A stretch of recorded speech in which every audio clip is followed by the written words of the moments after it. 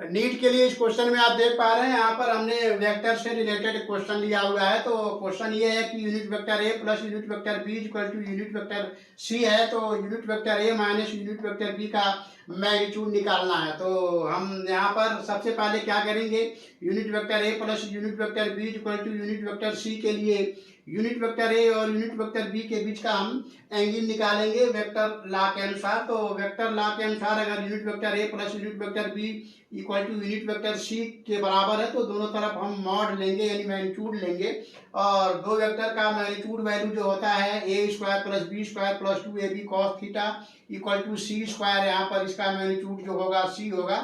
इस प्रकार unit vector A B और सी जो कि यूनिट वेक्टर है इसलिए इनका मैग्नीट्यूड भी 1 होगा। इस प्रकार यहाँ पर ए बी और सी की जगह पर 1 पुट करने पर हम यहाँ से यूनिट वेक्टर ए और यूनिट वेक्टर बी के बीच का एंगल निकाल पाएंगे। तो यहाँ पर a square plus b square plus 2ab cos theta equal to c square से 1 plus 2 into 1 into cos theta equal to 1 से जब हम इसको सॉल्व करेंगे तो कॉस थीटा की वैल्यू -1/2 यानी थीटा इक्वल टू 120 डिग्री आएगा। इस प्रकार unit vector A plus unit vector B equal to unit vector C में यूनिट वेक्टर ए और यूनिट वेक्टर बी के बीच का जो एंगल है, यूनिट वेक्टर ए और यूनिट वेक्टर बी के बीच का जो रियल एंगल है यहाँ से हम निकाल पाए 120 डिग्री।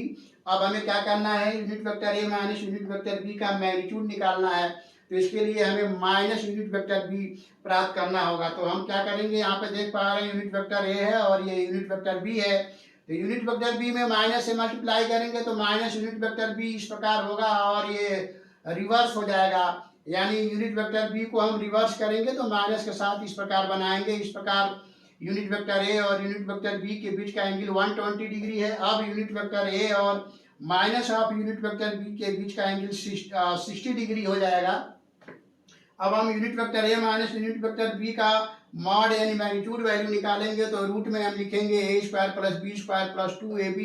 अगर यहाँ 2ab लिखा है तो कॉस थीटा की जगह पर यहाँ पर हम 60 डिग्री लेंगे, यानी यूनिट वेक्टर ए माइनस यूनिट वेक्टर बी के बीच का एंगल 60 डिग्री लेंगे। तो यहाँ पे प्लस लिखेंगे और इसको सॉल्व करेंगे। तो यहाँ पर देख पा रहे हैं रूट में 1 plus 1 plus 2 into 1 into 1 into 1/2, क्योंकि cos 60 डिग्री की वैल्यू यहाँ से 1/2 होगा। तो ये रूट में 1 प्लस 1 यानी √3 के बराबर होगा। अब अगर आप यूनिट वेक्टर ए और यूनिट वेक्टर बी के बीच का एंगल 120 डिग्री लेना चाह रहे हैं तो यूनिट वेक्टर ए माइनस यूनिट वेक्टर बी का जब मॉड लेंगे यानी उसका मैग्नीट्यूड लेंगे तो यहाँ फॉर्मूले में आप रूट में a square plus b square minus 2ab अगर आप लिखते हैं तो यूनिट वेक्टर ए और यूनिट वेक्टर बी के बीच का एंगल 120 लेना यहाँ पे रखना होगा। तो cos 120 की वैल्यू -1/2 होगा और ऑलरेडी यहाँ माइनस है तो माइनस से माइनस में मल्टीप्लाई होगा, प्लस हो जाएगा और 2 और 1/2 कैंसिल हो जाएगा। तो इस प्रकार 1 प्लस 1 और प्लस यहाँ पर 1 आएगा तो रूट में 1 प्लस 1 यानी √3 के बराबर यूनिट वेक्टर ए माइनस यूनिट वेक्टर बी का जो मॉड वैल्यू है वो √3 के बराबर आएगा। तो ये काफ़ी इंपॉर्टेंट क्वेश्चन है। यहाँ पर कैसे एंगल को रखना है, यूनिट वेक्टर ए और unit minus of unit vector B का मॉड लेना है। तो यूनिट वेक्टर ए और minus of unit vector B के बीच का एंगल अगर 60 डिग्री लेंगे तो यहाँ फार्मूले में प्लस लगाएंगे, और अगर फार्मूले में आप यहाँ माइनस लगाते हैं तो यूनिट वेक्टर ए और यूनिट वेक्टर बी के बीच का एंगल 120 डिग्री लेंगे और इस प्रकार सॉल्व करेंगे। तो दोनों मेथड से यूनिट वेक्टर ए माइनस यूनिट वेक्टर बी का जो मैग्नीट्यूड वैल्यू है वो √3 के बराबर आ रहा है। और ये क्वेश्चन काफ़ी इम्पॉर्टेंट है नीट के लिए।